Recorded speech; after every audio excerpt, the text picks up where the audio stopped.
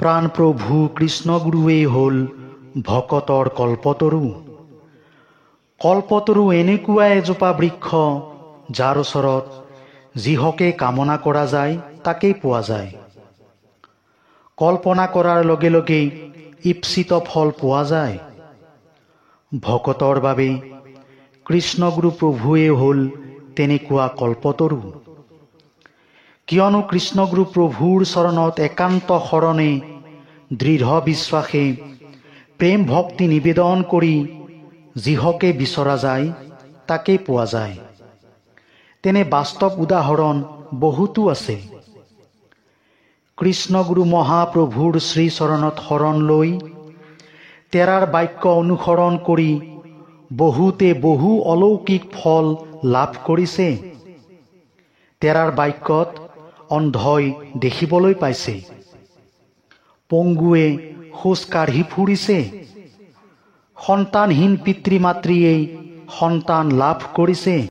কৃষ্ণগুৰু প্ৰভুৱে ভকতৰ পাছে পাছে বিচৰণ কৰে। তেৰাই ভকতৰ আকুল আহ্বানত ৭ সাগৰ ১৩ নদীৰ সিপাৰেও সাকাৰ ৰূপে সাক্ষাতে ভকতক উদ্ধাৰ কৰিছে। ভকতৰ মনৰ দ্বিধা আঁতৰ কৰিছে। সহজ সৰল অকপট ভক্তি ভৰা বহুত ভকতৰ গৃহ দেখা দি তেৰাই ভকতৰ অমংগল নাশ কৰিছে। অকল সিমানেই নহয়, তেৰাৰ বাক্যত নদীয়েও গতি সলাই বতৰৰো পৰিৱৰ্তন হয়। ঈশ্বৰ কৰ্ম নিৰহংকাৰভাৱে সম্পন্ন কৰিবলৈ যোৱা ভকতৰ ক্ষেত্ৰত তেৰাই অসম্ভৱকো সম্ভৱ কৰি অনাবিল আনন্দ প্ৰদান কৰে।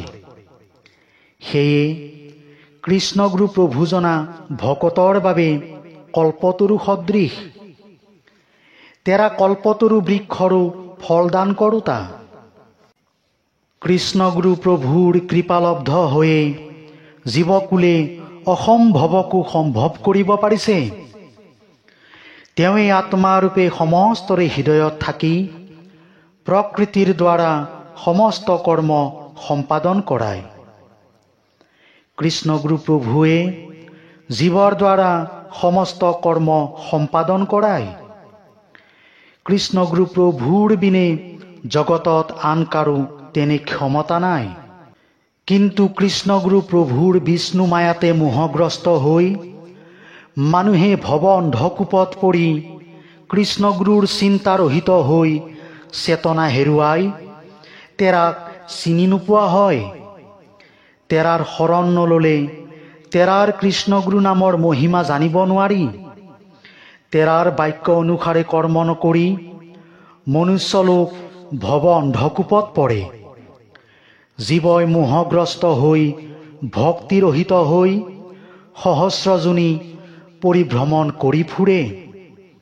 মনুষ্যই কৃষ্ণগুৰুক নভজিলে অতিকে দুৰ্লভ মনুষ্যতনো কেতিয়াও লাভ কৰিব নোৱাৰে। তাকে জানি সকলোৱে তেৰাৰ চৰণত নিবিষ্ট চিত্ত হৈ তেৰাৰ সেৱা